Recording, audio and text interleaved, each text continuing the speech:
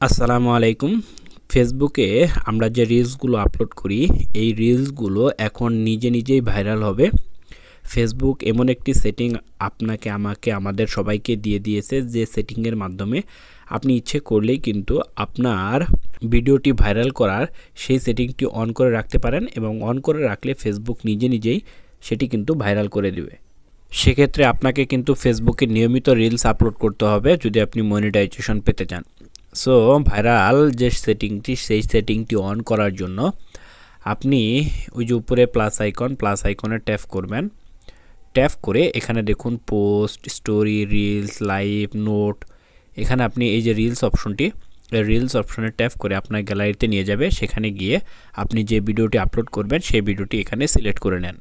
দেখুন আমি কিন্তু সেই ভিডিওটি এখানে সিলেক্ট করে নিয়েছি। এই যে ভিডিওটি দেখতে পাচ্ছেন, এখন এখানে ডেসক্রিপশন দিতে হবে। সো এখানে আপনি ডেসক্রিপশন দিবেন। দেখুন আমি সেই ভিডিওটির ডেসক্রিপশন এখানে দিয়ে দিলাম এবং এখানে হ্যাশট্যাগ দিয়ে একটি ট্যাগ দিয়ে দিলাম।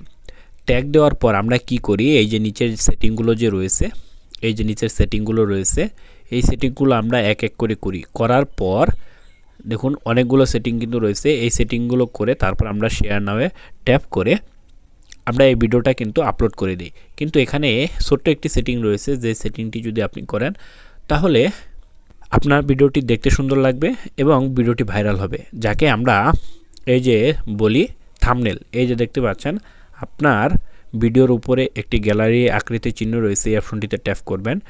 ট্যাপ করে এখানে দেখুন অনেকগুলো থাম্বনেল কিন্তু অটোমেটিক্যালি, অটোমেটিক্যালি অনেকগুলো থাম্বনেল রয়েছে। যে থাম্বনেলটা সবচেয়ে আকর্ষণীয় সেই থাম্বনেলটা আপনি সেট করবেন।